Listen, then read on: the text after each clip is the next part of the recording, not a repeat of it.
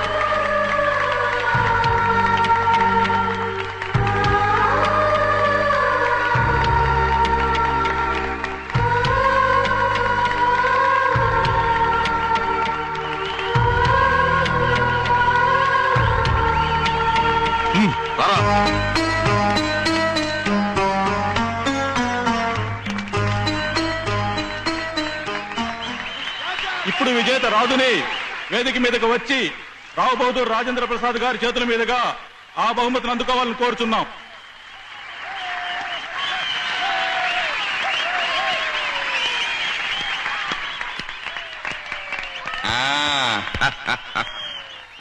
ఎవరా?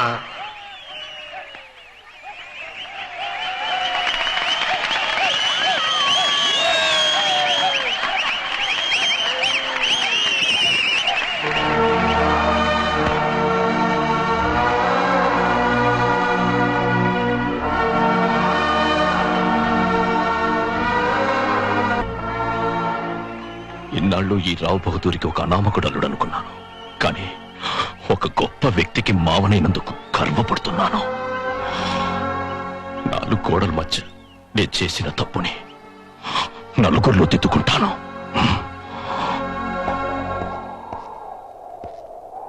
గ్రామ ప్రజలారా, మీ అందరికీ తెలుసు నా పెద్ద కూతురు పెళ్లి చేసుకొచ్చిందని. రాజు నిన్నాళ్ళు నేను అల్లుడిగా అంగీకరించలేదని, కానీ అతను ప్రాణాలకు తెగించి పోటీలో నెగ్గి చెరువుని మన ఊరికి బహుమతిగా ఇచ్చాడు. ఈ ఆనంద సమయంలో మీ అందరికీ ఇదే నా ఆహ్వానం. ఈ వేదిక నుంచి మీ అందరినీ పేరు పేరున పిలుస్తున్నాను. చిరంజీవి రాజుకి, చిరంజీవి సౌభాగ్యవతి సంధ్యకి శాస్త్రోక్తంగా నేను చెయ్యబోతున్న పెళ్లికి మీరందరూ రావాలి, దంపతుల్ని ఆశీర్వదించాలి.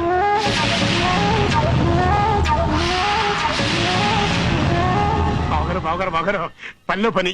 మా అబ్బాయికి మీ చిన్న కూతురు కూడా పెళ్లి అనౌన్స్ చేసేయండి. శుభలేఖల ఖర్చు తగ్గిపోద్ది. సిగ్గులేదు? మొదటి రౌండ్ లోనే బోల్తా పడి పరువు తీసిన సన్నాసికి నా కూతుర్నిచ్చి పెళ్లి చేయమంటావా? వెళ్ళలే.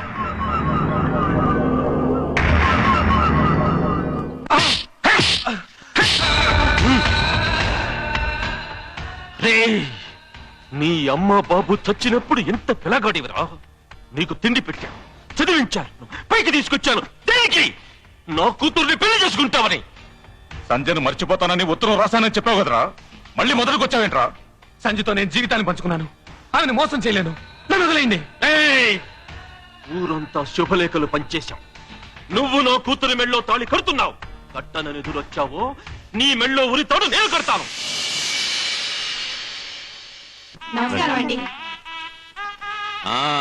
రండి పల్లవరం జమీందార్ గారు, చాలా కాలమైంది మనం కలుసుకుని.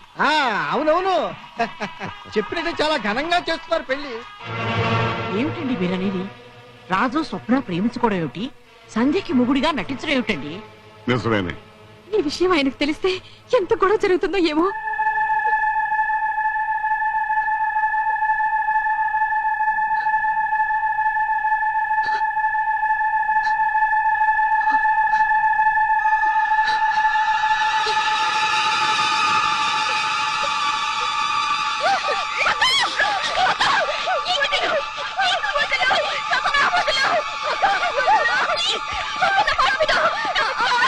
Oh my God!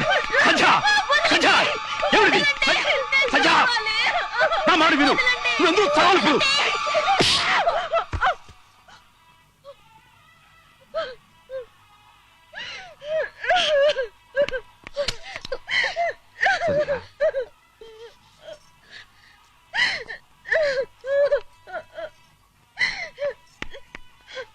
ఏమిటి సంధ్య, ఇన్నాళ్ళు ఎంతో ధైర్యంగా ఉన్నావు, ఇప్పుడు ఏమైందని ఇలా పిరిగిదాలా తయారయ్యావు? నేను అతన్ని చూశాను. చూసావా? ఎక్కడ ఉంటాడు చెప్పు సంధ్య, అతను ఎక్కడ ఉంటాడు? నేను తీసుకొస్తాను.